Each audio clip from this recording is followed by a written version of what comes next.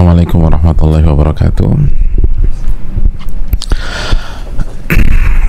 Bismillahirrahmanirrahim. Alhamdulillahirabbil alamin wa bihi nasta'in ala umuri dunya waddin, wa salatu wassalamu ala nabiyyina Muhammadin wa ala alihi wa sahbihi wa man sara ala nahjihi bi ihsanin ila yaumil din, wa ba'd. Hadirin yang Allah muliakan, ibu-ibu sekalian dan jamaah sekalian, tidak ada kata yang pantas untuk kita ucapkan pada kesempatan kali ini kecuali bersyukur kepada Allah Subhanahu wa taala atas segala nikmat dan karunia yang Allah berikan kepada kita, atas nikmat yang begitu mewah, begitu mahal, yaitu nikmat ilmu dan iman. Dan kita meminta pertolongan kepada Allah Subhanahu wa taala, semoga Allah memberikan kita kekuatan, memberikan kita ilmu yang bermanfaat, memberikan kita taufik sehingga kita bisa memahami, bisa meresapi dan bisa mengamalkan dalam kehidupan kita sehari-hari. Semoga Allah Subhanahu wa taala memberikan taufiknya kepada kita. Dan kita bersaksi tidak ada ilah yang berhak diibadahi kecuali Allah Subhanahu wa taala, sebagaimana kita bersaksi bahwa Muhammad bin Abdillah adalah hamba Allah dan utusan Allah Subhanahu wa taala.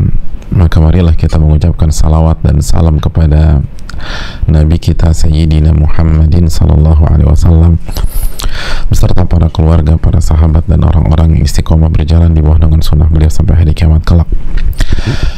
Hadirin yang Allah muliakan, khususnya ibu-ibu yang hadir di kajian wanita ini maupun bapak-bapak dan kita semua, pada kesempatan kali ini kita akan bersama dengan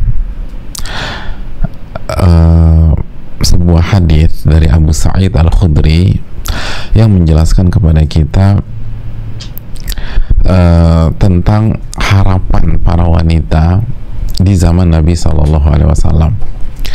Jadi pada 15 abad yang lalu di hadapan Nabi kita Muhammadin Sallallahu Alaihi Wasallam itu para wanita pernah menyampaikan harapan mereka, pernah menyampaikan keinginan mereka. Nah, mari kita pelajari dan kita cocokkan nih ibu-ibu sekalian, kira-kira harapan kita sebagai seorang wanita hari ini sama nggak dengan harapan para sahabiat pada saat itu. Jadi sama nggak dengan harapan Ummu Sulaim, lalu Ummu Salamah, Aisyah, Hafsah, Fatimah, Zainab, dan Ummu Qais dan lain sebagainya. Kira-kira sama nggak nih gitu loh, karena kan sama-sama wanita. Dan coba kita renungkan, kalau kita bertemu dengan Nabi SAW, apa yang ingin kita sampaikan, harapan apa sih yang kita angkat ke beliau Sallallahu Alaihi Wasallam. Nah, ini hal yang perlu kita renungkan dan kita cocokkan ya. Apakah harapan wanita pada zaman dulu sama dengan harapan wanita pada saat ini?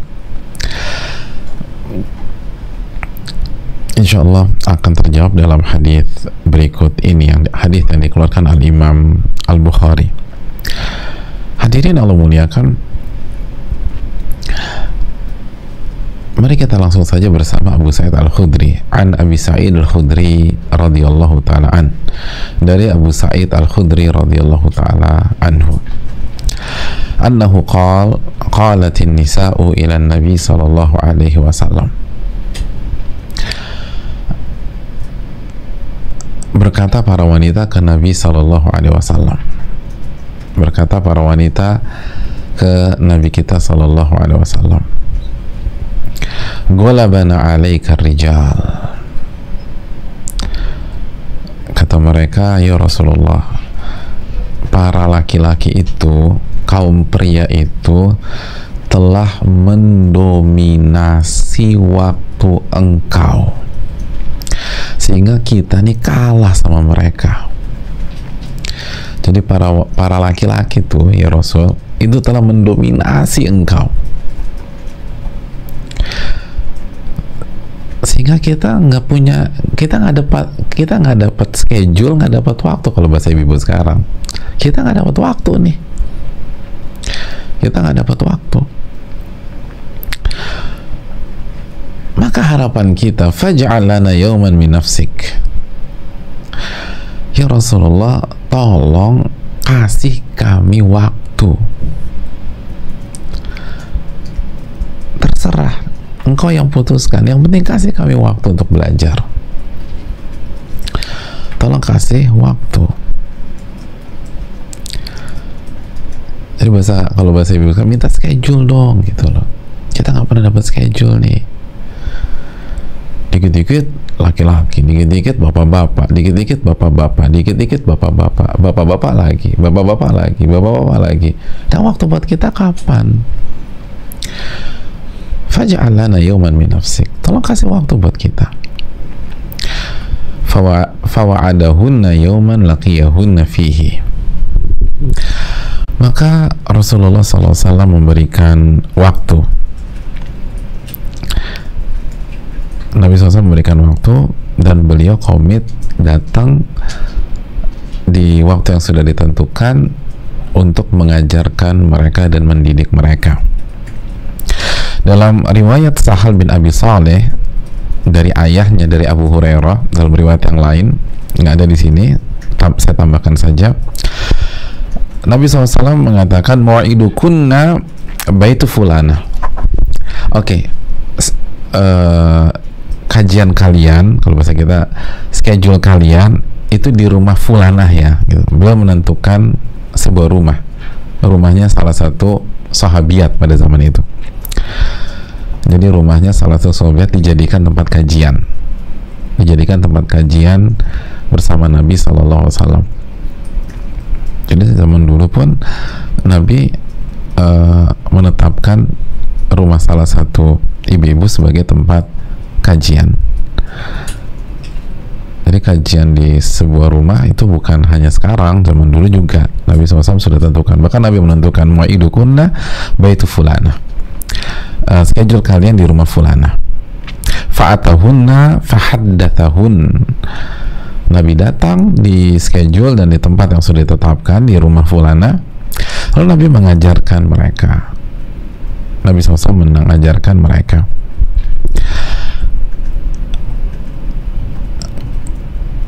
Beliau mengajarkan dan menasihati mereka. Nah, di antara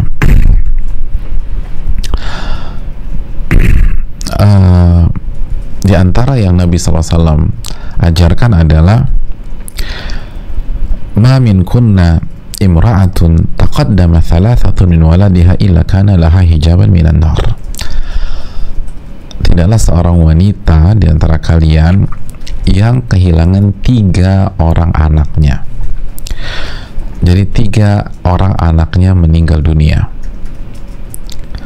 Tidaklah itu terjadi, tidaklah itu ditakdirkan. Bayangkan, dalam banget ya, 3 orang anak loh ibu-ibu.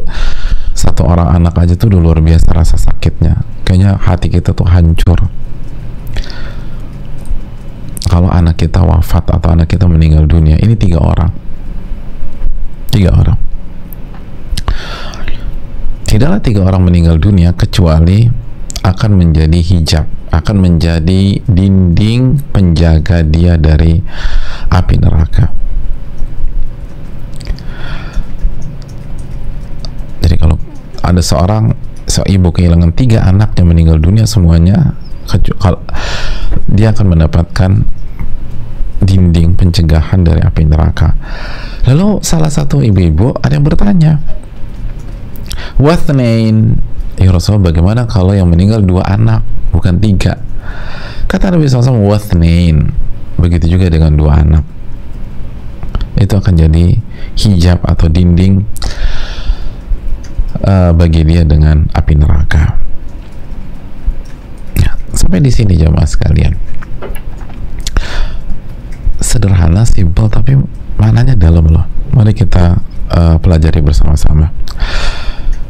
Ibu-ibu sekalian yang Allah muliakan, pesan besarnya dari hadis ini, dan ini yang jadi menu utama kita, jadi main course kita pada siang hari ini, ibu-ibu sekalian, dijelaskan oleh para ulama seperti Al-Imam Ibnu Hajar dan lain-lain, bahwa hadis ini secara tegas memberikan pesan bagaimana wanita-wanita sahabiat di zaman Nabi SAW itu memiliki semangat dan spirit untuk belajar agama,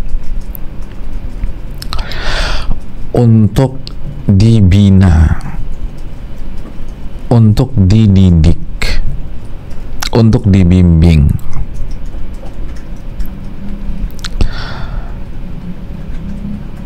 Bahkan mereka meminta majelis khusus kajian ibu-ibu, kajian wanita dengan Nabi SAW. Dan mereka nggak mau kalah sama bapak-bapak, mereka nggak mau kalah sama laki-laki, mereka nggak mau kalah dengan para ikhwan.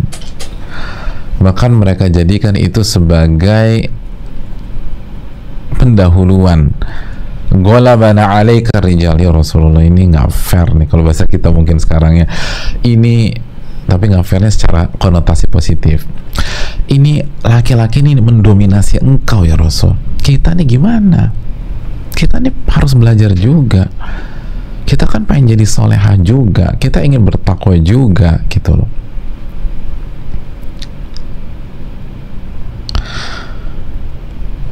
Tolonglah kasih waktu buat kita. Kita ingin kajian, kita ingin dididik, kita ingin dibina, kita ingin dibimbing, kita ingin diarahkan, ya.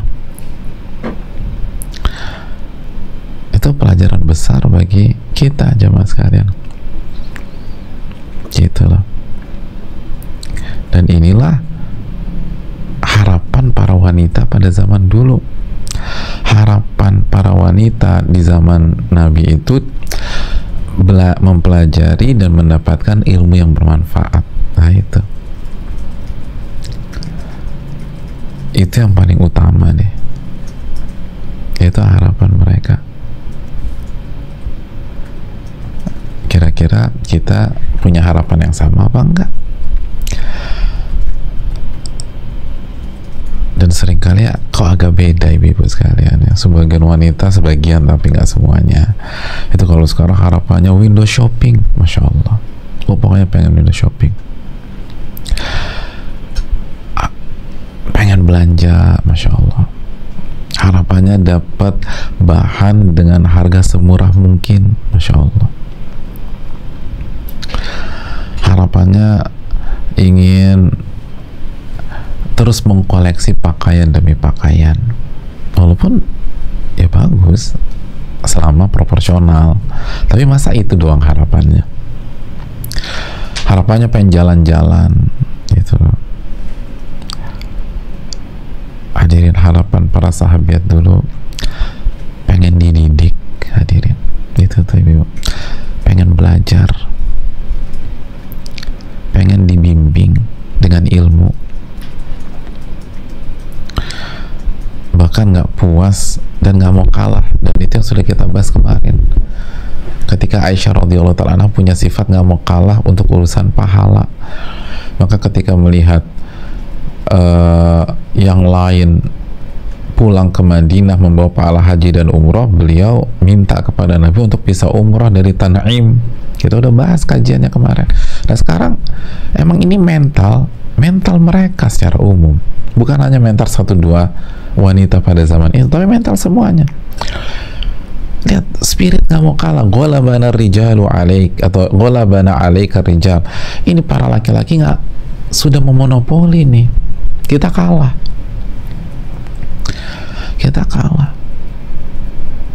Mereka ingin belajar, ingin mendapatkan ilmu, ingin dididik, ingin dibimbing. Itu hal yang perlu kita camkan. Minta majelis khusus, nggak puas dengan majelis umum, karena memang banyak problematika wanita yang bijaknya diangkat di majelis khusus ibu-ibu, karena problematika ibu banyak. Kalau bercampur nggak maksimal, kan begitu ya jemaah sekalian. Ya terbukti, kita buka kajian ibu-ibu aja nih, pertanyaannya banyak sekali. Itu kan menunjukkan bahwa kebutuhan itu sangat urgent untuk ada majelis khusus ibu-ibu,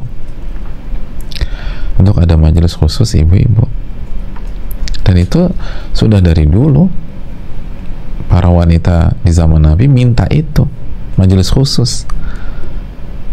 Makanya faj'al lana, berikanlah kami waktu khusus.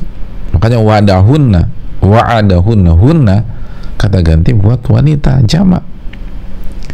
Artinya beliau, Nabi kita SAW memang memberikan waktu khusus untuk para ibu-ibu, untuk para wanita.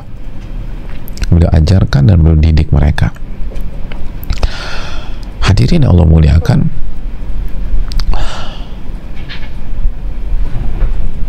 maka coba kita tanya diri kita nih ibu-ibu sekalian, sudah nggak kita punya semangat untuk belajar, semangat untuk dibimbing, semangat untuk diarahkan terus gitu loh dengan ayat-ayat Allah dan hadis-hadis Nabi SAW?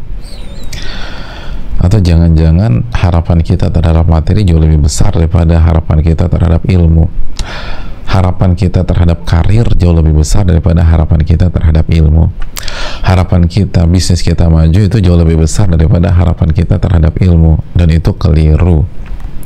Orang yang tahu kehidupan pasti setuju dengan ucapan Al-Imam Ahmad. Mari kita simak ucapan Imam Ahmad. Kata Imam Ahmad rahimahullah, muridnya Al-Imam Asy-Syafi'i rahimahullah, an-nasu ilal ilmi ahwaju minhum ila ta'ami wa syarab. Manusia itu lebih membutuhkan ilmu, atau manusia itu lebih butuh terhadap ilmu dibanding kebutuhan mereka terhadap makan dan minum. Jadi manusia kebutuhannya terhadap ilmu itu jauh lebih besar daripada kebutuhannya terhadap makan dan minum. Jadi kalau misalnya ada di antara ibu-ibu sekalian yang kayaknya nggak afdol, nggak aci gitu kalau bahasa zaman dulu ya, kalau seminggu itu nggak ada kuliner, nggak ada makan siang di luar, nggak ada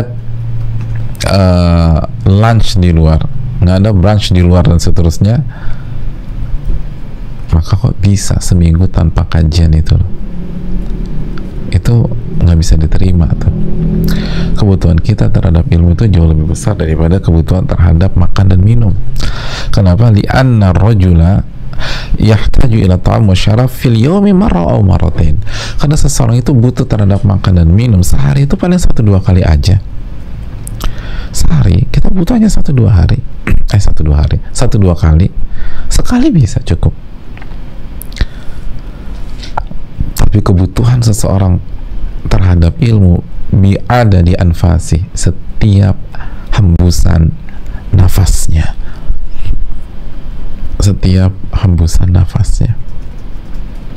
subhanallah, benar, setiap hembusan nafas kita harus tahu ilmunya, kita butuh ilmunya.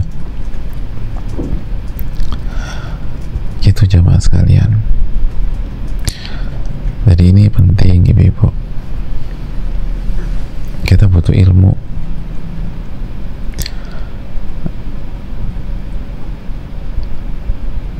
Lebih daripada kita butuh makan dan minum.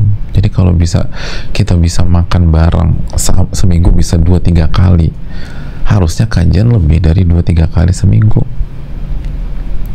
tapi yang terarah gitu loh, yang terarah.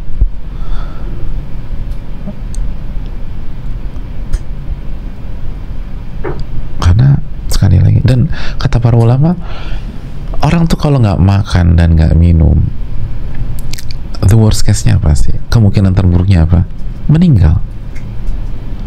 Jadi kemungkinan terburuk kalau kita tidak makan dan tidak minum, maka kita akan berpisah dengan dunia. Kita akan kehilangan dunia. Itu kemungkinan terburuk kalau kita nggak makan dan minum, kita akan kehilangan dunia. Tapi kalau kita tidak dapat ilmu yang bermanfaat, kata para ulama, kita akan kehilangan surga. Kita akan kehilangan akhirat. Kita akan kehilangan kesempatan melihat wajah Allah Subhanahu wa ta'ala. kita akan kehilangan mendapatkan nikmat kubur. Maka jelas ilmu lebih dibutuhkan dibanding makan dan minum. Karena sekali lagi, kemungkinan terburuk kita tidak makan dan tidak minum adalah kehilangan dunia. Kehilangan dunia. Dan kemungkinan terburuk kita tidak mendapatkan ilmu yang bermanfaat, kita kehilangan akhirat, kita kehilangan surga, kita kehilangan nikmat kubur, dan kita kehilangan kebahagiaan di dunia. Itu juga penting, kebahagiaan di dunia.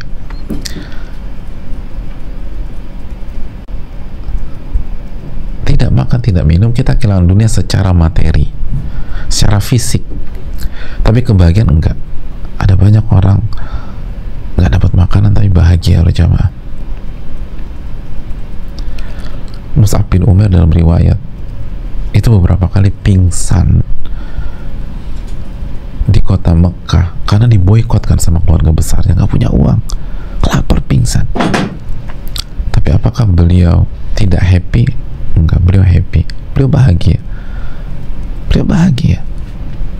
Kalau nggak bahagia nggak mungkin bertahan jamaah. Kalau nggak bahagia nggak mungkin bertahan. Beliau kehilangan zohirnya dunia, tapi beliau mendapatkan batinnya dunia. Maka jamaah sekalian, inilah kecerdasan wanita-wanita di zaman Nabi SAW. Makanya mereka tuntut, yang mereka ajukan, proposal mereka adalah ilmu dan waktu untuk kajian. Waktu untuk kajian, bukan yang lain. Nggak minta uang, nggak minta duit. Padahal kita tahu Nabi SAW pemegang kas negara, pemegang uang Baitul Mal, bisa minta uang kepada Nabi SAW. Tapi mereka nggak minta itu. Mereka minta tolong kasih waktu buat kita belajar, buat kita menuntut ilmu. Maka ibu-ibu sekalian, hari gini, hari yang sulit, kita masih berada di kondisi pandemi. Maka kalau kita nggak punya ilmunya, berat. Mintalah terus dan semangatlah. Khususnya ibu-ibu sekalian, ibu-ibu yang Allah muliakan. Gini loh ibu-ibu, kebutuhan wanita, ini kan majelis wanita ya, kebutuhan wanita untuk dibimbing, untuk diarahkan, untuk diajari, itu sangat primer. Kenapa demikian? Karena Allah berfirman tentang laki-laki dan wanita dalam surat An-Nisa 34 yang sangat familiar, ar-rijalu qawwamuna 'alan nisa. Laki-laki itu pemimpin bagi wanita, bima faddalallahu ba'dahum 'ala ba'd wa bima anfaqu min amwalihim. Kenapa laki-laki pemimpin bagi wanita? Karena sifat-sifat kepemimpinan yang Allah lebihkan ke dalam diri laki-laki dibanding ke diri wanita.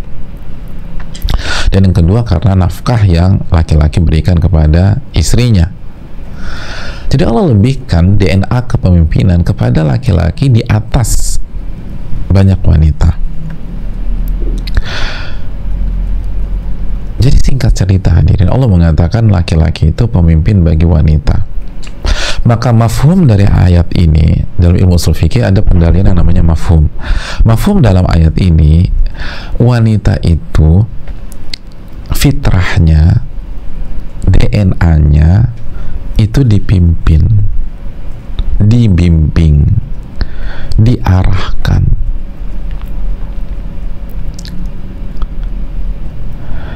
diajarkan, diayomi.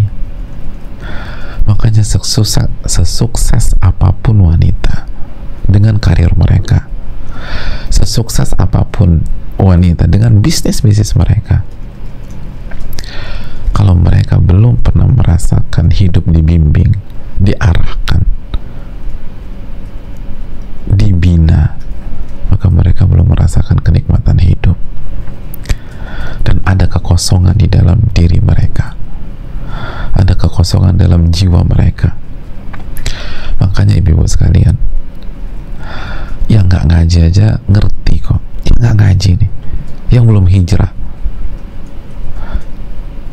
yang masih awam, yang masih buka aurat, ketika ditanya orang, kalau nikah kamu ingin laki-laki yang seperti apa? Apa jawaban mayoritas mereka?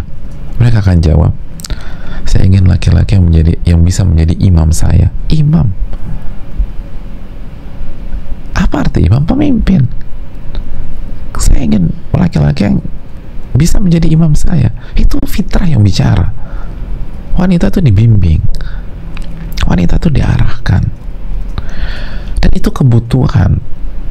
Dia akan merasakan kenikmatan dan sensasi sebagai seorang wanita kalau dia mendapatkan hal itu. Dan ini yang berusaha diblurkan, diabu-abukan oleh banyak pihak yang tidak ingin ibu-ibu mendapatkan kebahagiaan sejati di dunia. Dengan jangan mau kalah dengan laki-laki, kita harus punya bergain position di hadapan suami kita, jangan mau diatur-atur. Ibu setuju banyak suami yang menzalimi istrinya, banyak laki-laki yang nggak bertanggung jawab, banyak laki-laki yang menjatuhkan, menyudutkan, bahkan mengkeset-keseti istrinya. Na'udzubillah min dzalik. Tapi bukan berarti fitrah ini dan kebutuhan ini otomatis hilang dari wanita. Kalau yang salah oknum laki-laki dan oknum suaminya, ya udah salahkan aja sebagai laki-laki. Bukan konsepnya diganti, kita harus punya bergen position, jangan mau diatur-atur. Itu berarti ganti konsep. Konsepnya mah nggak salah. Yang salah adalah sebagian laki-laki atau suami yang tidak bisa jadi pemimpin bagi istri, tidak bisa membimbing, tidak bisa mengarahkan, tidak bisa mendidik, tidak bisa mengajarkan istrinya. Jadi simple analoginya gini loh, kalau penyakitnya ada di jantung, jangan ginjal yang di otak-atik gitu loh, jantungnya diobati. Kalau masalahnya dari paru-paru, jangan jantungnya yang dipasang ring. Ini nggak ada masalah dengan jantung, jangan dipasang ring, apalagi pasang balon. Paru-parunya dibersihin. Kalau misalnya penyakitnya ada di sebagian suami atau sebagian laki-laki yang tidak bisa jadi pemimpin, yang tidak bisa mengajarkan istrinya, mendidik istrinya, membina istrinya, mengayomi istrinya, mengarahkan istrinya, mentarbiah istrinya, jangan yang diganti konsep Islamnya.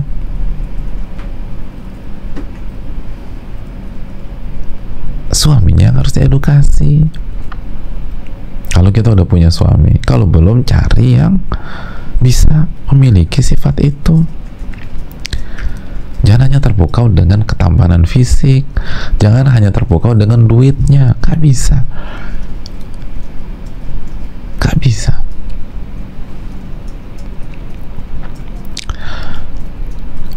Dengan pengalaman saya yang sangat terbatas, saya udah ngelihat sendiri ada banyak wanita yang sukses akhirnya memilih bercerai karena dia nggak bisa dibimbing dan dididik oleh suaminya.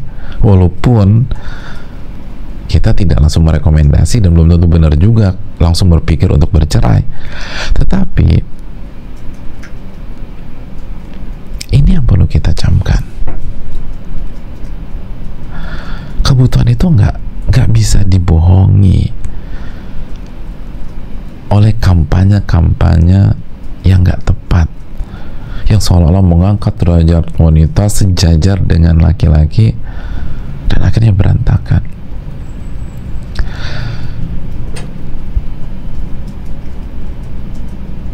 Semua ibu-ibu yang belajar manajemen, yang punya bisnis dan punya karir itu sepakat, dalam sebuah badan, dalam sebuah lembaga, dalam sebuah hubungan, itu nggak boleh ada matahari kembar tuh nggak boleh ada.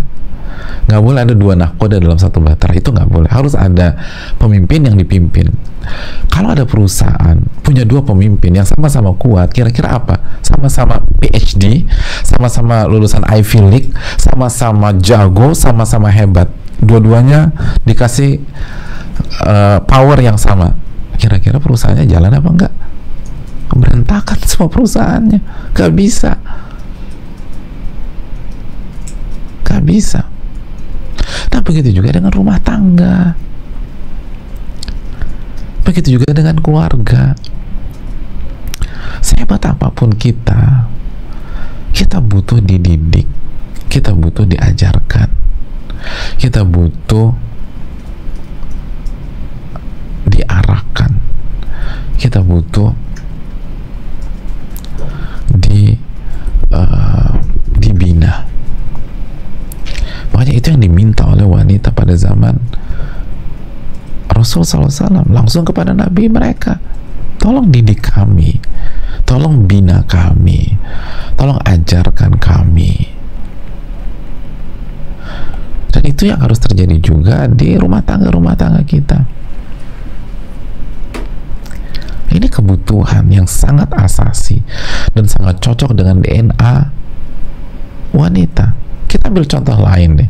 Coba buka surat At-Tahrim ayat 6 ketika Allah berfirman, ya ayyuhalladzina amanu qu anfusakum wa ahlikum nara waquduhan nas wal hijaratu 'alaiha malaikatun ghiladun shidadun la ya'sunallaha ma amarahum wa yaf'aluna ma yu'marun. Wahai orang-orang yang beriman, jagalah diri kalian dan keluarga kalian dari siksa api neraka yang bahan bakarnya adalah manusia dan batu. Penjaganya malaikat-malaikat yang kasar, keras, dan mereka tidak pernah mendurhakai Allah terhadap apa yang diperintahkan Allah kepada mereka. Dan mereka, para malaikat itu selalu mengerjakan apa yang diperintahkan oleh Allah kepada mereka. Kalau kita membaca ayat ini, jelas perintahnya jagalah diri kalian dan keluarga kalian dari siksa api neraka. Hadirin Allah muliakan, ketika laki-laki Allah perintahkan dalam ayat ini untuk memelihara dirinya dan keluarganya dari siksa api neraka, dan catat baik-baik, memelihara diri dan keluarga dari siksa api neraka dijelaskan oleh Ali bin Abi Thalib radhiyallahu taala anhu, Khulafa ar-Rasyidin yang keempat, sepupu Rasul sallallahu alaihi wasallam sekaligus menantu Rasul sallallahu alaihi wasallam, Ali bin Abi Thalib radhiyallahu taala anhu, sosok yang sangat kita cintai dan sangat kita hormati. Beliau menjelaskan yang dimaksud ayat ini adalah dengan mendidik mereka dan mengajarkan mereka agama, dengan mendidik mereka dan mengajarkan mereka agama. Jadi memelihara dan menjaga diri dan keluarga dari api neraka adalah ajarkan agama kepada istri dan anak-anak Anda dan didik mereka dengan adab yang mulia. Itu maknanya. Dengan Anda mengajarkan mereka agama dan mendidik mereka dengan akhlak yang mulia, maka Anda telah memelihara diri Anda dan mereka dari siksa api neraka. Nah, ketika kepala rumah tangga atau suami disuruh mendidik istri dan anak-anak, dan kita sepakat bahwa perintah-perintah Allah selalu selaras dengan fitrah, selalu selaras dengan fitrah, dan suami disuruh mendidik, berarti istri tugasnya apa? Dididik. Istri diperintahkan siap dididik, siap diajar, nggak boleh nolak, nggak boleh ngebantah. Dan lagi-lagi, ketika perintah Allah, larangan Allah sesuai dengan fitrah, maka fitrah wanita itu senang dididik. Itu seharusnya demikian, bahagia. diarahkan.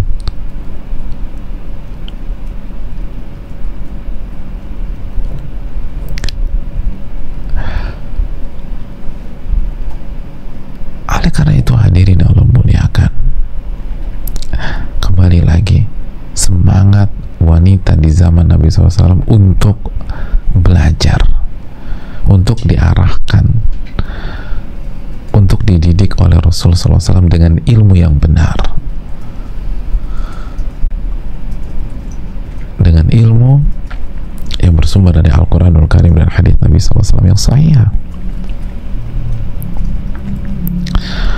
Itu kebutuhan dan itu sesuai.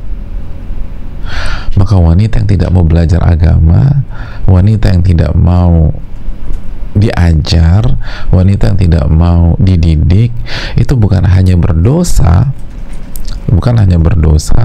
karena tidak menjalankan perintah Allah, talabul ilmi faridatun ala kulli muslim, menuntut ilmu itu wajib bagi seorang muslim, baik laki-laki maupun wanita, hadits riwayat Imam Ibnu Majah.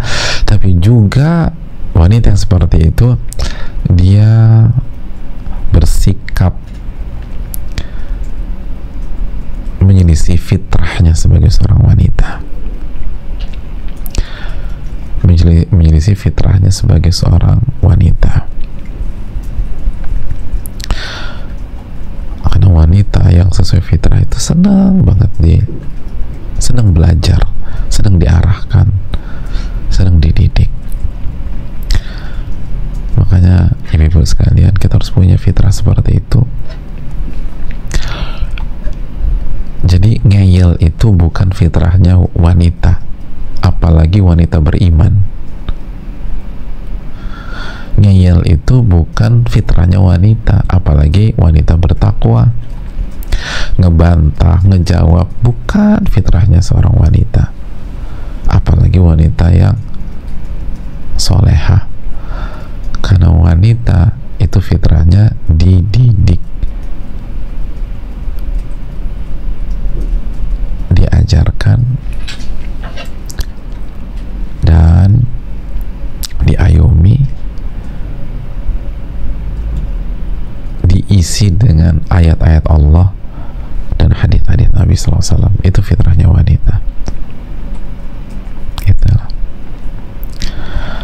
Makanya deh ibu-ibu sekalian, kalau ibu-ibu punya, banyak kita punya teman ya, atau mungkin diri kita sendiri lah, kita punya teman yang langsung real, teman kita yang semua duniawinya sukses, tapi nggak mau dididik, semuanya suka-suka, ngeyel, ngejawab seterusnya. Terus kita punya teman kajian kita ya mungkin nggak secerdas atau nggak sesukses teman kita yang pertama, tapi mau dididik, mau diarahkan, mau belajar, mau diisi dengan Al-Quran dan hadits Nabi SAW. Lihat, bedakan ketenangan mereka berdua, mana yang lebih tenang, mana yang lebih bahagia, mana yang lebih nyaman dalam menjalani hidup. Apa yang suka ngejawab atau yang sami'na wa ta'na? Belajar berusaha diamalin, belajar berusaha diamalin. Lo sama suami nurut gitu loh.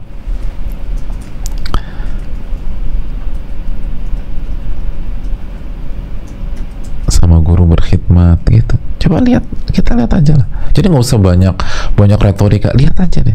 Fakta tuh nggak bisa dibantah. Lihat realnya gimana. Apakah sama? La istawiyani mathalah. Nggak mungkin sama lah.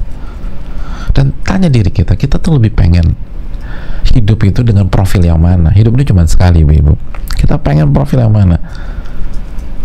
Yang hanya membangun personal branding sebagai wanita yang independen, wanita yang bisa berdiri sendiri, wanita yang nggak butuh bantuan laki-laki, wanita yang bisa ngerjain semuanya sendiri. Lalu kita buktikan sukses secara materi, sukses dari penjualan, tapi kita nggak pernah ngerasain diarahkan, dididik, diajarkan adab, dididik biar nggak sombong, dididik biar selalu bersyukur kepada Allah Subhanahu wa Ta'ala.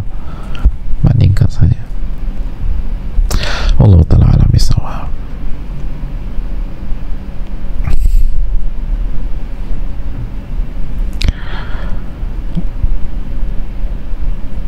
Hadirin Allah muliakan, itu hal yang perlu kita camkan.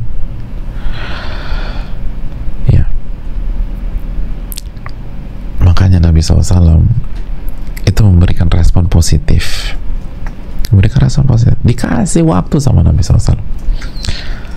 Ini pelajaran yang berharga bagi kita dari respon positif Nabi SAW, bahwa wanita itu nggak boleh ditinggalkan.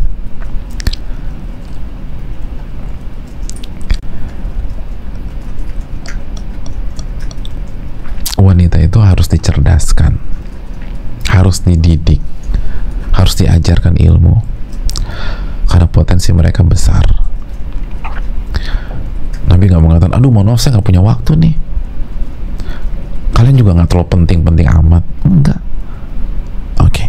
Fawa'adahunna yawman laqiyahun. Nabi kasih waktu buat mereka dan tunjuk rumah si fulanah ya, kita kajian di sana. Ini menunjukkan bahwa wanita punya potensi besar. Bagaimana tidak? Sedangkan ulama mengatakan al-ummu madrasatun idza a'dattaha a'datta jilan thayyibal a'raq. Ibu itu adalah madrasah. Ibu itu adalah sekolah. Ibu itu adalah sekolah kehidupan. Jika Anda mendidik dan mempersiapkan seorang wanita sehingga menjadi ibu yang hebat, maka sejatinya Anda baru saja mempersiapkan sebuah generasi yang handal. Jadi kalau kita bisa mencetak seorang wanita penuh ilmu, menjadi sosok penuh ilmu, penuh adab, tahu hak dan kewajiban, tahu cara menjalani kehidupan, tahu bagaimana berperan di kotaknya, sejatinya kita bukan sebatas berhasil mencetak satu orang atau satu individu, tapi kita baru saja berhasil mencetak satu generasi. Jilan, satu generasi. Satu wanita itu skalanya satu generasi, kata para ulama, karena mereka yang akan mendidik anak-anak kita.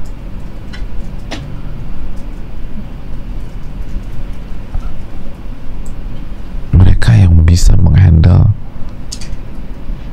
generasi cilik kita. Aduh, kalau kita suruh megang anak bayi, anak kecil, aduh, subhanallah. Tapi coba kita lihat istri kita, adik perempuan kita, kakak kita, atau ibu kita, itu kayak nggak ada matinya tuh, nggak ada capeknya. Bisa tuh begitu. Kita tuh ya Allah udah jungkir balik. Padahal kita kalau main bola nggak ada matinya juga. Main futsal tuh, main sepeda nggak pulang-pulang tuh. Tapi coba suruh jagain anak, ya Allah setengah jam tobat Anda tobat. Setengah jam sepeda tuh 50 kilo 70 kilo, wah Masya Allah deh. Suruh megang anak, mandiin anak aja 40 menit, subhanallah, nggak kuat deh.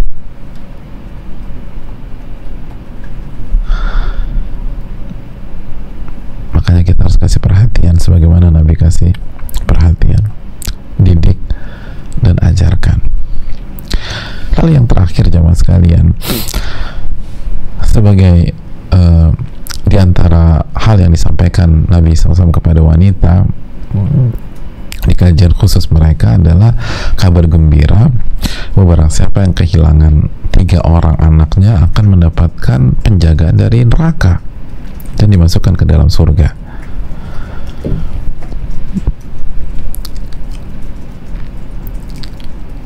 Dan perlu kita ketahui bahwa walaupun hadis ini tentang wanita, tetapi ini juga berkaitan dengan ayahnya. Jadi suami dan istri ini. Jadi bukan hanya ibunya aja yang dapat, bukan hanya ibunya saja mendapatkan benteng dari neraka kalau kehilangan 3 orang anak, tapi bapaknya pun juga sama. Kenapa wanita yang disebutkan dalam ayat hadis ini, kata para ulama, karena momennya kajian ibu-ibu gitu loh. Ini kan di kajian wanita, jadi momennya kajian wanita.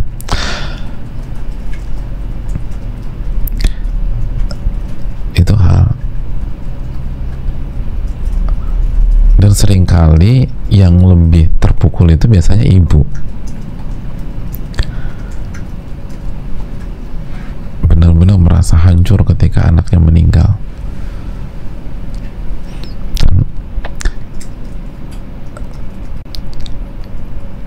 Ada seorang ibu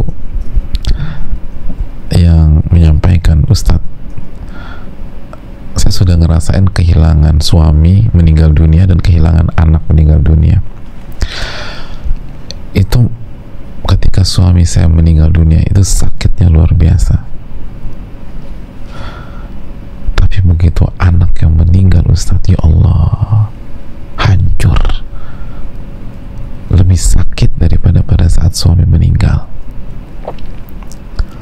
Itu tuh jamaah. Oleh karena itu Nabi SAW mengatakan akan jadi benteng dari neraka kalau sekali lagi 3 anaknya meninggal dunia. Lalu ada yang nanya, kalau 2 gimana? 2 pun demikian. 2 pun demikian. Sebagian ulama mengatakan kalau ada yang nanya 1, insya Allah Nabi akan mengatakan 1 pun demikian. Tapi nggak ada yang nanya 1. Jadi pada dasarnya insya Allah sebagai dinding kita dari api neraka. Dan para ulama seperti dalam Fathul Bari menitik beratkan ke anak yang atau hadis ini pun menjelaskan bahwa anak-anak kecil yang meninggal itu masuk surga. Anak-anak kecil yang belum balik dan meninggal, maka mereka akan masuk surga. Dan bukan hanya masuk surga, tapi menjadi benteng buat orang tuanya dari neraka. Masya Allah.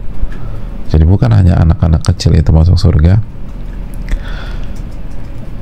tapi juga jadi benteng benteng buat kedua orang tuanya dari api neraka. Makanya jangan berkecil hati kalau kita punya anak terus anak kita meninggal. Insya Allah jadi benteng. Dan husnudzonlah kepada Allah, kalau ia hidup lalu jadi dewasa, belum tentu kita bisa didik dia, belum tentu kita bisa didik, belum tentu kita bisa jadikan dia anak yang soleh dan soleh. Tapi kalau qadarullah, Allah takdirkan meninggal dan itu takdir Allah, maka jadi benteng buat kita. Nah ini kan ibu suka tertekan nih,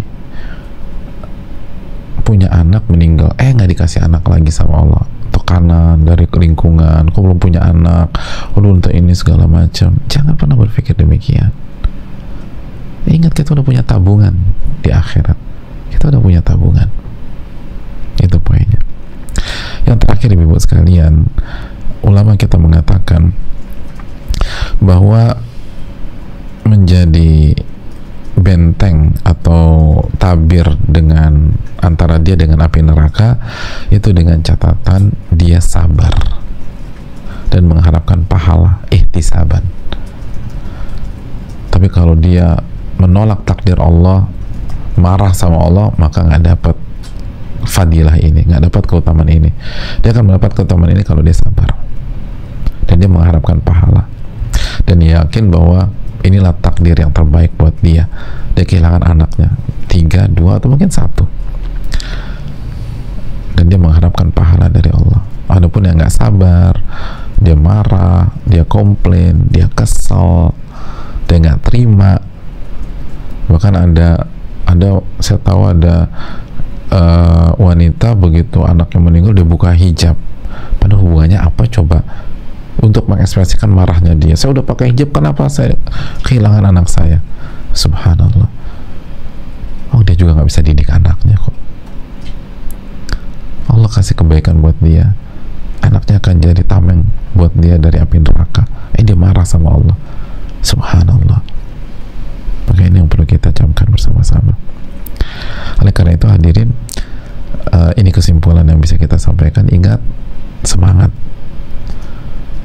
pastikan harapan kita dapat ilmu yang bermanfaat sebagaimana harapan para sahabiat, para wanita.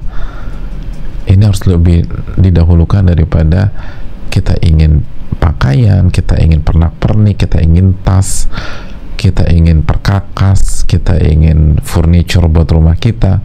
Ini dulu yang nomor satukan, ilmu yang bermanfaat. Dan DNA wanita itu dididik, diajar, dibimbing, diarahkan. Itu kenikmatan. Maka bersyukurlah kepada Allah kalau kita mendapatkan kenikmatan tersebut, dan terus dijaga dan dijaga. Saya rasa cukup sampai di sini. Kita buka sesi tanya jawab. Wassalamualaikum warahmatullahi wabarakatuh.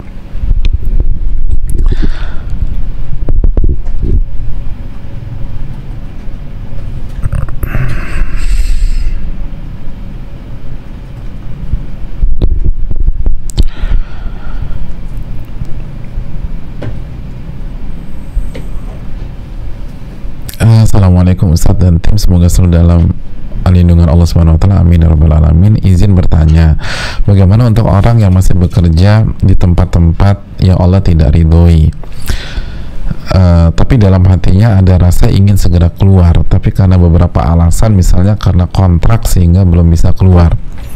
Apakah doa-doa keluar rumah yang kita bahas ya di kajian Riyadhus Shalihin ya menjadi percuma saja, atau bisa tetap mereka baca? Jazakallahu khair Ustaz nanti. Jawabannya yang pertama, terus dibaca jamaah, dibaca. Semoga itu doa menjadi tambahan iman sehingga kita lebih mantap lagi untuk membuat keputusan dalam hidup kita. Dibaca, walaupun mungkin efek doanya tidak semaksimal yang udah berhasil ngejaga mata pencahariannya, tapi sekali lagi jangan ditinggalkan. Sama kayak sebagian orang malas sholat karena udah deh, sama juga kok gue masih begini, udah gue nggak sholat. Yang bisa dikerjakan. Lebih baik dapat 2 daripada dapat 0. Walaupun 2 parah juga, tapi lebih baik dapat 2 daripada dapat 0. Kerjakan. Lalu perkuat iman kita sehingga kita buat keputusan. Kecuali kalau udah coba semua cara emang belum bisa. Tapi kalau bisa, bismillah. Seringkali kan kendalanya bukan masalah bisa atau enggak, tapi berani atau tidak dan mau atau tidak. Wallahu ta'ala a'lam bishawab. Itu. Dan minta pertolongan kepada Allah. Jadi terus dibaca. Assalamualaikum warahmatullahi wabarakatuh. Waalaikumsalam warahmatullahi wabarakatuh. Apa kabar Ustadz? Alhamdulillah. Semoga Allah selalu menjaga, merahmati Ustadz, keluarga, tim, seluruh umat Islam. Amin ya rabbal alamin. Begitu juga yang bertanya, baik pertanyaan kedua ini maupun pertanyaan pertama tadi. Afwan, izin tanya Ustadz, kalau dalam mungkin karena status saya yang anak tunggal, orang tua tidak mengizinkan saya untuk tinggal sendiri bersama suami. Padahal suami alhamdulillah sudah menyiapkan tempat tinggal untuk kami. Bahkan orang tua pernah mengancam jika sampai keluar dari rumah keluarga saya termasuk anak durhaka. Alhamdulillah suami menyikapi dengan sabar. Beliau mau mengalah dulu daripada muncul konflik dengan orang tua. Sambil berusaha memanfaatkan momen untuk berdakwah. Qadarullah, orang tua menentang ketika kami serius untuk hijrah. Di sisi lain, saya merasa kurang maksimal menjalani peran sebagai istri dan ibu dengan banyaknya intervensi dari orang tua. Bagaimana sebaiknya kami menyikapi Ustadz? Apakah langkah yang telah kami ambil tidak sesuai syariat? Syukran wa jazakallahu khair wa barakallahu fiik. Terima kasih atas pertanyaannya. Yang pertama, pada dasarnya sih tinggal di rumah orang tua istri itu boleh, walaupun tidak afdol, walaupun tidak ideal, karena akan mempengaruhi jalannya kehidupan rumah tangga. Simpel aja, sederhana aja. Suami itu pemimpin, dan pemimpin tidak akan bisa bersikap maksimal kalau numpang gitu loh.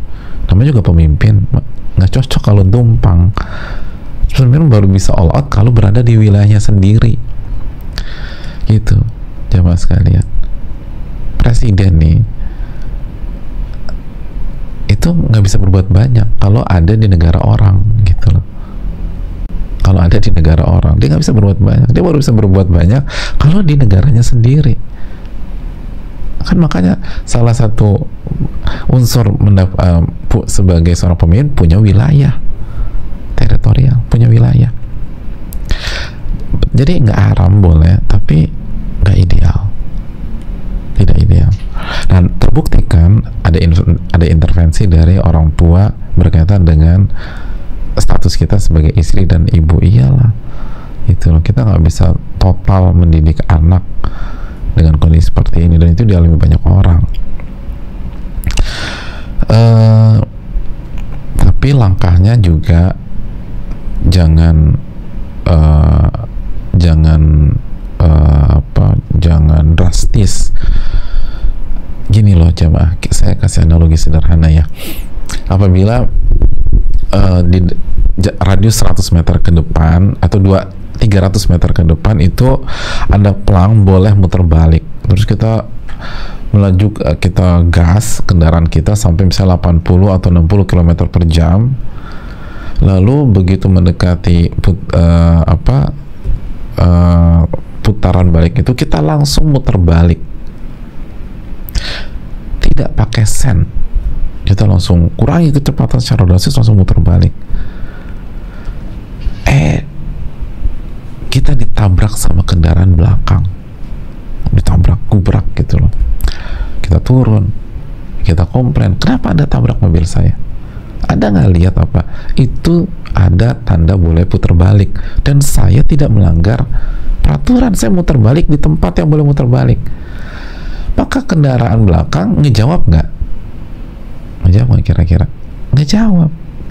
Kata kendaraan belakang, saya ngerti itu tanda bolehnya muter balik, tapi Pak atau tapi Bu, saya kasih masukan, kalau mau rubah arah kasih sen dulu. Lampu sign itu penting biar kita di belakang tuh siap-siap. Anda mau rubah arah dari lurus mau muter balik, gak kasih lampu sign, kita nggak siap, tiba-tiba main rem mendadak muter balik, ya nabrak. Dan bukankah kasih lampu sign juga peraturan? Jadi kalau kita mau rubah arah, kasih lampu sign dulu. Kita mau pindah rumah nih, dari rumah orang tua mau pindah rumah sendiri, ya kasih lampu sign. Jangan tiba-tiba ada mobil pick up datang 4 mobil, mau kemana nih? Mau pindah. Kemarin dengar kajian Ustadz, katanya suruh pindah, nggak berkah sama ibu. Ya repot kalau begini. Udah gitu ibu yang diserang nggak berkah lagi, enggak, atau nggak ideal sama ibu. Kasih lampu sign dulu, pelan-pelan jelasin gitu loh. Terus di waktu yang sama kasih nyenengin perasaan orang tua, senang biar nggak terlalu sedih, kasih garansi insya Allah kita akan sering datang ke sini gitu loh. Dan juga kalau bisa win-winnya cari rumah yang dekat orang tua gitu loh, dan nggak harus beli sendiri. Misalnya aku pengen sih rumah tuh deket orang tua tapi nggak mampu, jadi aku mampunya masih di ujung gitu loh. Misalnya rumah orang tuanya di daerah misalnya di Jakarta Pusat atau Jakarta Timur atau Jakarta Selatan atau Jakarta Barat, si anaknya nggak mampu beli rumah daerah situ, jadi mampunya beli di daerah Cibitung gitu loh, atau Depok yang ke sana lagi, atau daerah Tangerang. Nah, hadirin sekalian, kan kita nggak harus beli rumah, kontrak aja, asal bisa lebih dekat sama orang tua, kontrak, sehingga bisa dekat, itu ngebantu. Jadi udah pindah rumah independen tapi dekat, bahkan kalau bisa satu komplek atau komplek sebelah. Atau kalau kita nggak mampu, misal kontraknya bagus, beli cari kontrakan di belakang komplek di perkampungan, tetapi fasilitasnya dapat fasilitas itu. Gitu jemaah. Jadi disiasati, pokoknya dideketin gitu loh, sama dibaik-baikin. Dan yang paling penting doa. Ini kita kadang-kadang sering lupa doa. Yang membolak-balik hati keluarga, orang tua kita kan Allah Subhanahu wa taala. Doa ya muqallibal qulub.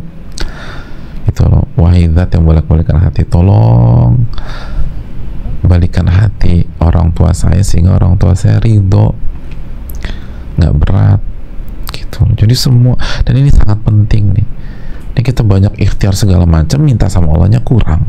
Kita banyak ikhtiar segala macam, sujud sama Allahnya kurang, ruku sama Allahnya kurang. Wasta'inu bisabri wassalam, minta pertolongan kepada Allah dengan sabar dan dengan salat. Wallahu ta'ala bisawab. Ya mungkin itu.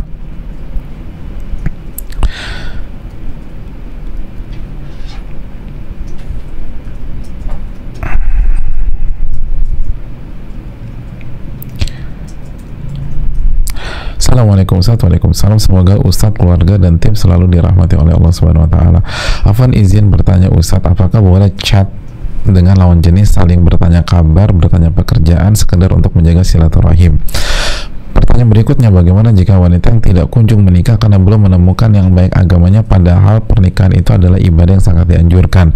Apakah si wanita lebih baik segera menikah dengan niat ibadah meskipun lelaki itu belum terlalu baik agamanya, belum mengenal sunnah Nabi SAW? Jazakallahu khairan Ustaz dan tim. Terima kasih atas pertanyaannya, jazakallahu khairan, dan semoga penanya dijaga oleh Allah Subhanahu wa taala. Yang pertama, hadirin yang Allah muliakan, hindari komunikasi dan chat dengan laki-laki yang bukan mahram. Itu hukum asal, kecuali jika ada kebutuhan, dan kaidah fikih menyatakan al-hajatu qaddar biqadariha, kebutuhan itu seperlunya. Kalau perlunya 20%, jangan 20,5% komunikasinya. Kalau butuhnya 25%, jangan 26%. Kalau butuhnya 40%, jangan 41%. Pokoknya sesuai, titik. Gitu hadirin. Dan itu pun hajat yang dibenarkan oleh syariat. Jangan setiap kita mengklaim, oh saya punya hajat. Ya semua orang bisa klaim demikian. Apa hajat Anda? Aku kangen sama dia. Ya itu klaim doang. Kangen itu nggak bisa masuk kriteria. Hajat yang jelas secara syar'i. Misal masalah kerjaan. Tapi udah hanya kerjaan aja. Adapun menjaga tali silaturahim, insya Allah nggak putus kok, gitu loh. Nggak harus chat dan seterusnya. Atau hanya nanya kabar. Enggak, jangan. Semakin wanita itu jaga jarak dengan laki-laki yang bukan mahram, semakin mulia di sisi Allah. Benar nih, semakin mulia. Sekarang kita mau mulia atau kita mau rendah di hadapan Allah? Kecuali ada hajat. Dan hati-hati fitnah. Wallahu ta'ala misal. Adapun belum menikah karena belum mendapatkan yang baik agamanya, dan ada opsi menikah walaupun laki-laki itu belum terlalu baik dan belum mengenal sunnah Nabi. Hadirin sekalian, kita mau nyari barang aja, kita idealis. Kalau memang itu kita nggak maksa beli. Ini pernikahan itu kita sebagai wanita nih, namanya pernikahan. Sebagai wanita kita kasih diri kita semuanya ke laki-laki itu. Masa tidak selektif? Kalau tidak terlalu baik agamanya, hati-hati hadirin. Hanya iman kepada Allah yang benar-benar bisa menggaransi seorang laki-laki dengan status pemimpin tidak menzolimi kita. Terus habis kita mengandalkan apa? Kekuatan kalah, fisik kalah, segala macam kalah. Suami kita bisa nggak lakukan apa aja. Sebab, dan saya bicara hukum umum ya, saya nggak bicara anomali ada lah. Tapi kok secara hukum umum, suami kita mau tampar kita bisa, mau pukul kita bisa, mau gebukin kita bisa, mau ngekat kita semua bisa, mau menganiaya kita bisa, mau caci maki kita bisa, mau ngekang kita bisa, membuat kita trauma bisa, mau kasar sama kita bisa. Oh, dia pemimpin. Terlalu beresiko. Sekali lagi saya bicara hukum umum, saya tidak bicara hukum mutlak. Ada anomali pastinya, ada pengecualian, tapi hukum umum demikian. Makanya Allah Subhanahu wa taala dalam Al-Qur'an, ibu-ibu sekalian, ketika mengajak bicara suami selalu diingatkan iman kepada Allah.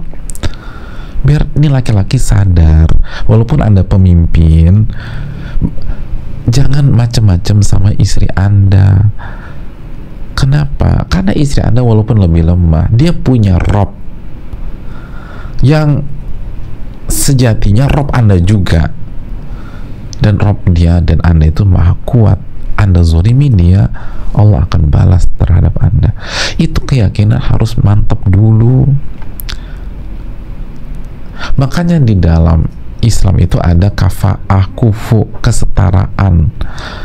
Dan dalam kaidah ini bahwa hendaknya seorang wanita menikah, ini rekomendasi ulama, ini bukan rekomendasi saya, ini nasihat, saran, dan rekomendasi para ulama.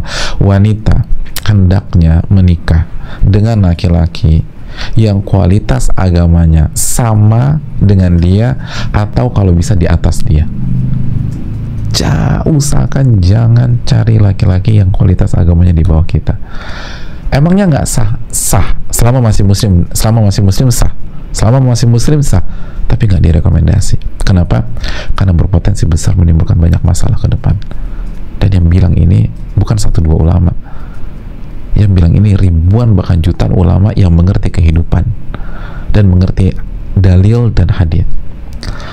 Yang jadi masalah kita udah masih muda, nggak punya pengalaman hidup, keburu jatuh cinta lagi, udah susah semuanya. Enggak kok, aku yakin aku bisa, kita udah komit ya. Coba aja deh, ini jutaan ulama yang ngerti kehidupan, yang udah ngejalanin pahit getir kehidupan, yang setiap saatnya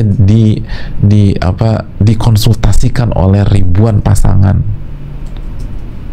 bukan setiap hari, artinya dalam kehidupan mereka tuh orang konsultasi, itu menerapkan konsep itu. Wanita itu idealnya menikah dengan laki-laki yang kualitas agamanya minimum sama, dan kalau bisa di atas. Karena kan laki-laki pemimpin, gimana pemimpin kualitasnya di bawah yang dipimpin? Ya repot. Kan ar-rijalu qawwamuna 'alan nisa, laki-laki itu pemimpin, ya namanya pemimpin di atas, pemimpin di atas. Allah ta'ala alam bisawab. Minta pertolongan sama Allah.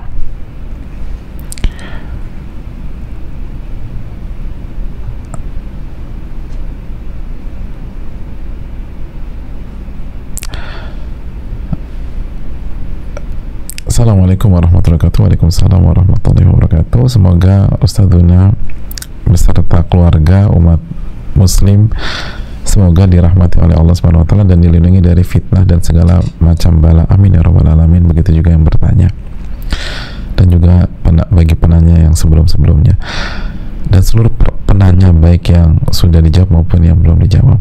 Mohon izin bertanya Ustadzuna, apa yang dimaksud dengan hadis arba'in? Contohnya seperti apa Ustadz? Afan merepotkan Ustadz di sana. Jazakallahu khairan, barakallahu fikum, barakallahu, jazakallahu khairan.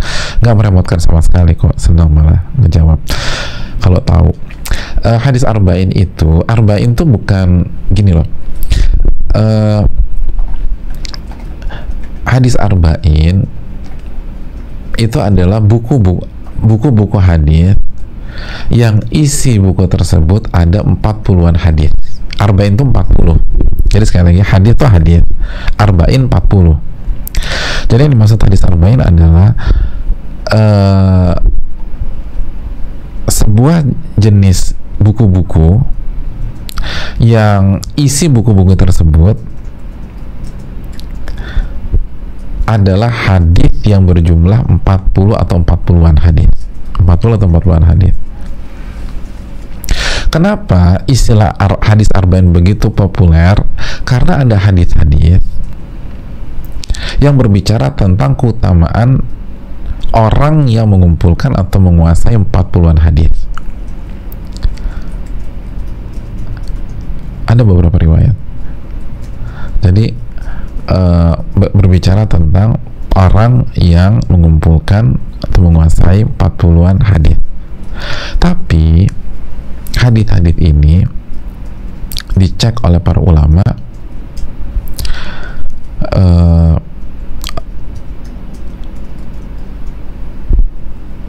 ternyata oleh sebagian ulama dipermasalahkan validitasnya,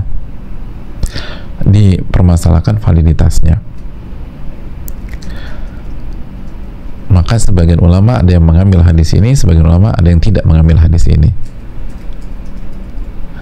Bahkan sebagian ulama yang mengatakan hadis ini lemah masih mengambil hadis ini karena mereka menganggap ini masuk ke fadhail a'mal, gitu loh.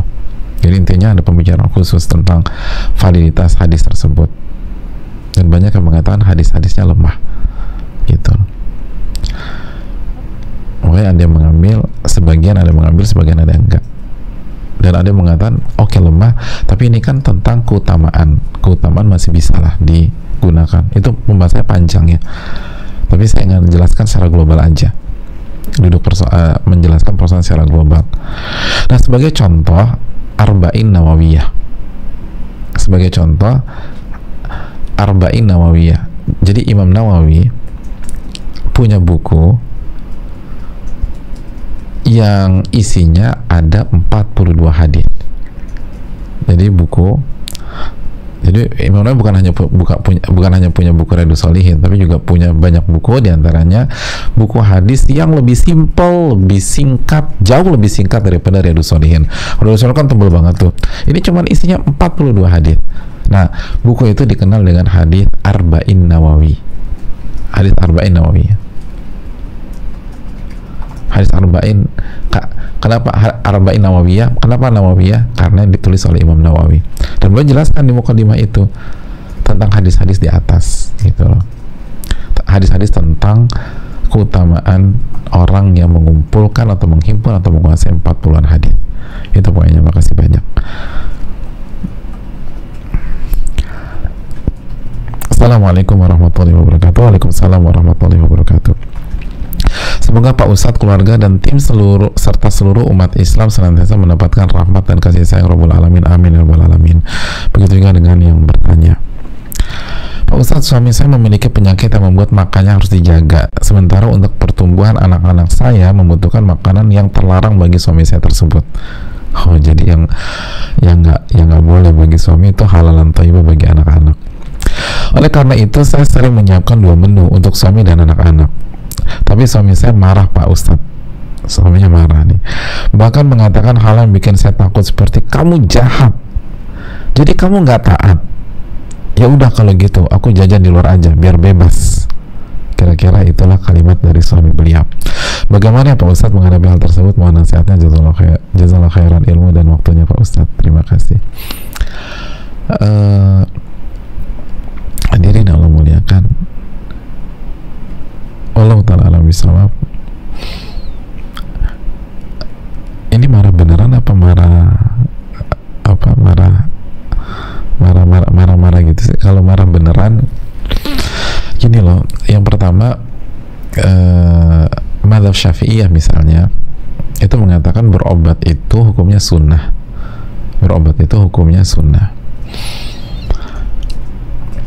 Artinya kalau bertabrakan dengan taat kepada suami, dan ingat, taat kepada suami hukumnya wajib, maka kedepankan taat kepada suami sambil terus mengedukasi pelan-pelan dan lain sebagainya.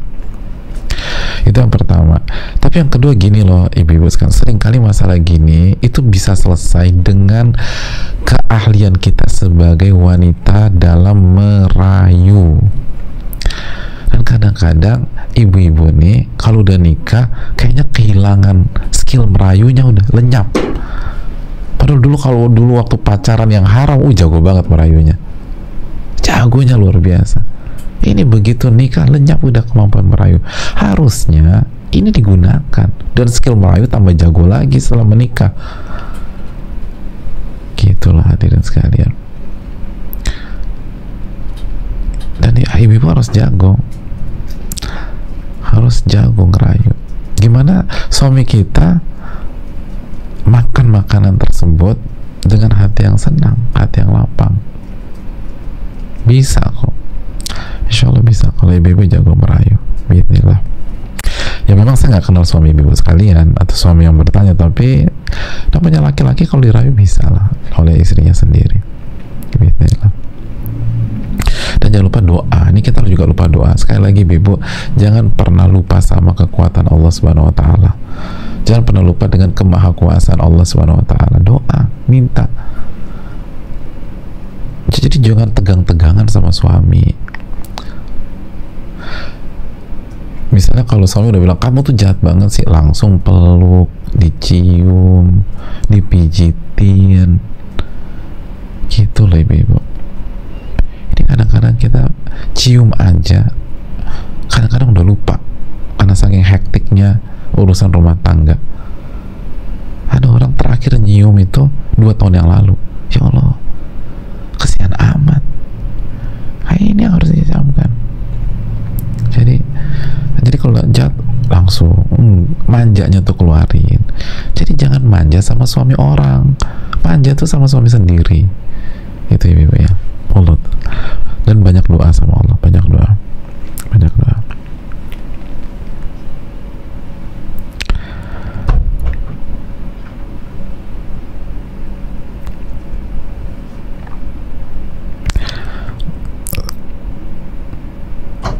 Assalamualaikum warahmatullahi wabarakatuh. Waalaikumsalam warahmatullahi wabarakatuh. Ustaz, bagaimana caranya agar tidak memikirkan zat Allah, karena akhir-akhirnya syaitan selalu mengganggu saya dengan hal tersebut. Ustaz, terima kasih sebelumnya. Hadirin Allah muliakan, langsung diganti dengan hal lain, dan salah satunya paling bagus sifat-sifat Allah Subhanahu wa taala, nama dan sifat Allah Subhanahu wa taala. Dan itu kata Nabi, kalau kita langsung ganti aman. Yang jadi masalah kita biarkan itu menjalar, langsung ditutup gitu, close begitu, dan langsung arahkan ke nama-nama dan sifat-sifat Allah, penciptaan Allah Subhanahu wa taala. Dan Nabi kata dzaka mahdul iman atau kama qala, itu inti dari keimanan. Artinya tidaklah orang digoda dengan itu kecuali karena dia punya iman yang bagus, dan dengan syarat begitu dihinggapi dia langsung buang. Wallahu taala bisawab.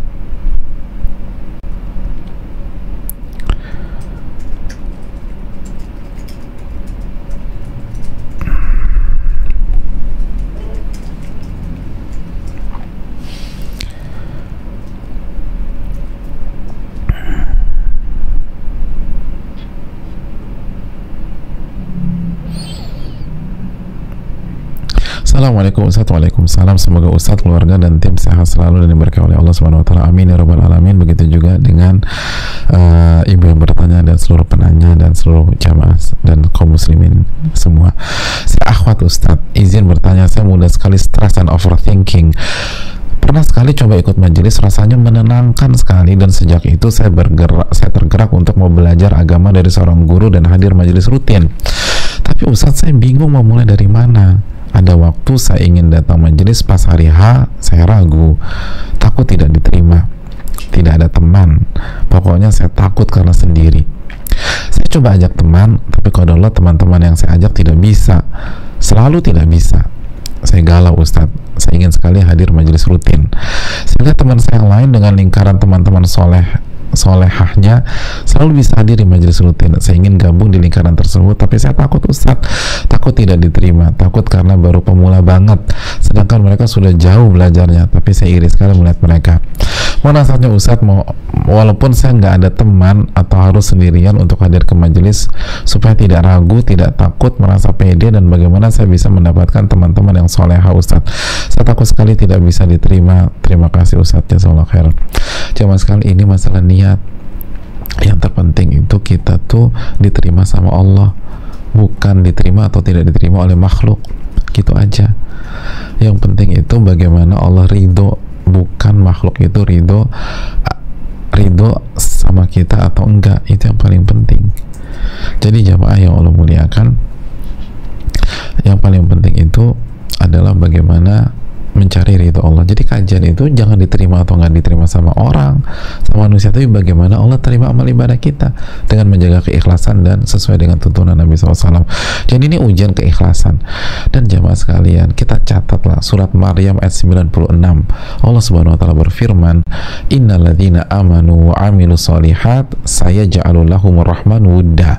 Sesungguhnya orang-orang yang beriman dan beramal soleh, Allah akan masukkan ke dalam hati orang-orang beriman yang lain kecintaan kepada mereka. Jadi kalau kita benar-benar beriman, jaga keikhlasan dan beramal soleh, Allah akan buat hati orang-orang soleh senang sama kita. Ingat, nggak semua hati, karena para Nabi Muhammad SAW aja dibenci sebagian pihak, tapi hati orang-orang soleh senang sama kita. Itu yang paling penting. Jadi udah jaga keikhlasan dan nggak usah terlalu memusingkan manusia. Dan insya Allah kalau kita jaga keikhlasan, Allah ridho sama kita. Allah akan membuat hati teman-teman yang soleh-soleha tersebut senang sama kita. Dan sekali lagi, intinya bukan junior atau enggak, intinya kita berusaha ikhlas dan bertakwa kepada Allah. Saya tahu sendiri di beberapa majelis ulama besar itu ada murid yang kemampuannya di bawah standar yang lain, tapi disenangi sama mereka. Kenapa demikian? Karena pede, nggak takut, selalu duduk depan walaupun kalau ditanya nggak pernah bisa, tapi sudah ketua nyatet segala macam, nanya kalau nggak tahu. Jadi pede banget. Jadi karena ini murid ini pede dengan segala keterbatasan dan ketidakmampuannya, dan nggak pernah minder, selalu duduk di depan. Kalau kita kan ngumpet-ngumpet ya, bahkan di banyak kajian tempat paling favorit tuh di mana?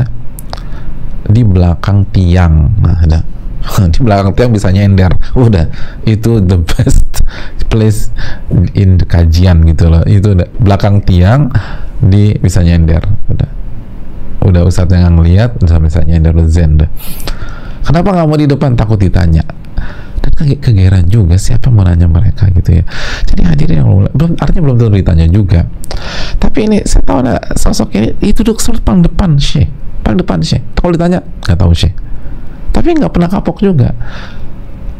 Nah, pertanyaannya, apa rahasia dia punya ilmu PD sebagus itu? Rahasianya adalah keikhlasan yang berusaha beliau wujudkan. Orang kalau berusaha ikhlas dan hanya mencari wajah Allah, dia nggak tertarik diomongin manusia, dan dia nggak terlalu tertarik bisa jawab apa enggak, dan dia nggak tertarik apakah syekhnya senang sama dia atau enggak. Kita kan kebanyakan opini orang, termasuk opini guru kita. Nanti kalau aku nggak bisa jawab gimana? Nanti guruku merasa aku orang bego sedunia lagi. Nanti omongan orang terus. Aku tuh nggak mikirin omongan orang, aku mikirin pandangan ustadzku. Emangnya ustadz ibu jin apa? Ya, ustadz ibu kan orang juga, berarti ibu mikirin pandangan orang. Jadi sekali lagi, ini yang perlu kita camkan, jaga keikhlasan.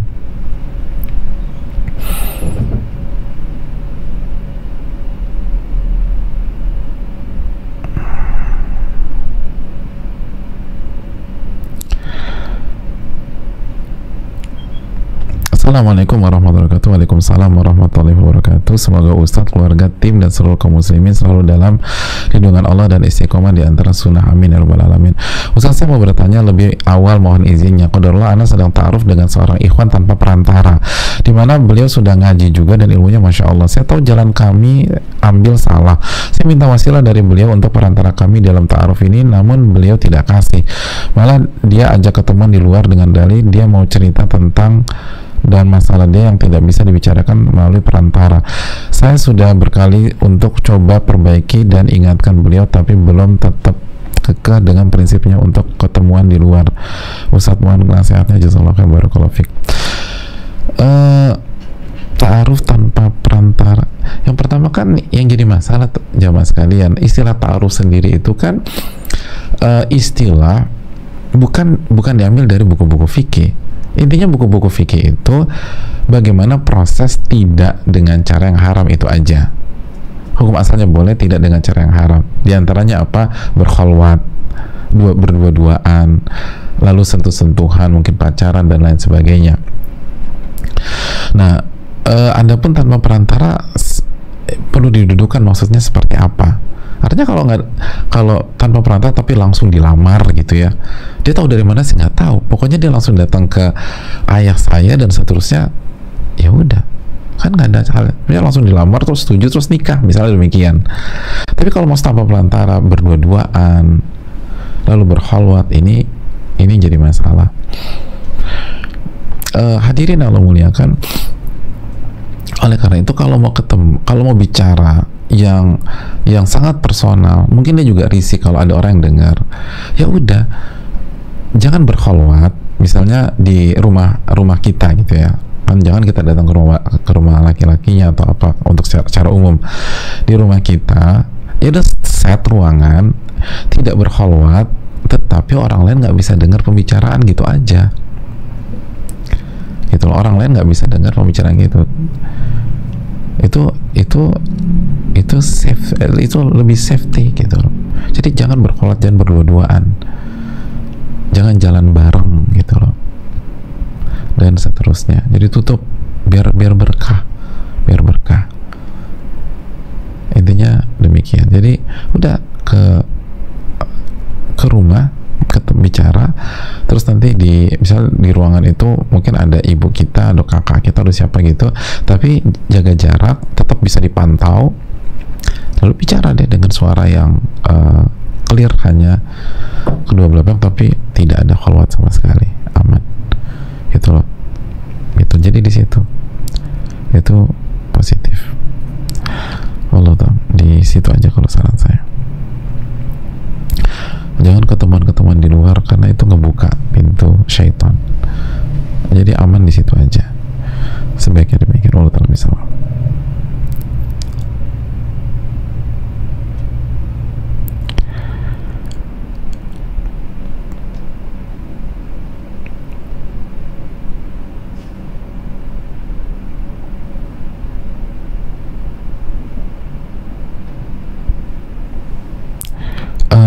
Assalamualaikum Ustaz, Afan Ana dari Lampung. Waalaikumsalam warahmatullahi wabarakatuh. Ada yang bertanya tentang hukum rujuk. Ada seorang suami istri yang sudah bercerai. Setelah 1 bulan mereka berkumpul lagi dan bergaul layaknya suami istri, tapi tanpa ucapan rujuk. Apakah hukumnya termasuk zinakah? Ya, terima kasih atas pertanyaannya. Kalau maksudnya setelah talak 1 dan talak 2, dan kita tahu masih dalam masa iddah, dan masa iddah 3 kali haid, sebagian ulama bilang 3 kali suci, tapi terlepas 3 kali haid 3 kali suci, kalau setelah 1 bulan maka mereka masih suami istri, maka hubungan suami istri itulah salah satu bentuk rujuk kalau itu talak ya. Tapi kalau maksud berhubungan suami istri setelah masa iddah berakhir tanpa ada rujuk, dan ketika masa iddah berakhir baik talak 1, talak 2, apalagi talak 3, maka bukan suami istri lagi. Maka kalau berhubungan suami istri zina. Tapi kalau maksudnya 1 bulan setelah diucapkan talak oleh suami, maka itu masa iddah, dan masa iddah talak 1, talak 2 itu masih suami istri. Atau ini talak 3. Kalau talak 3, begitu terucap talak 3 sudah bukan suami istri lagi, maka kalau terjadi hubungan suami istri 1 bulan setelah talak 3 itu zina. Wallahu ta'ala bishawab. Saya cukup sampai di sini, sudah jam 2.41. Terima kasih banyak, semoga bermanfaat dan semoga kita diterima oleh Allah Subhanahu wa taala dan kita mendapatkan ilmu yang bermanfaat. Dan semoga kita dijaga dari ilmu yang tidak bermanfaat. Tetap semangat untuk belajar dan ikutilah spirit dari para sahabat. Subhanakallahumma wa bihamdika, la ilaha illa anta, astaghfiruka wa atubu ilaik. Assalamualaikum warahmatullahi wabarakatuh.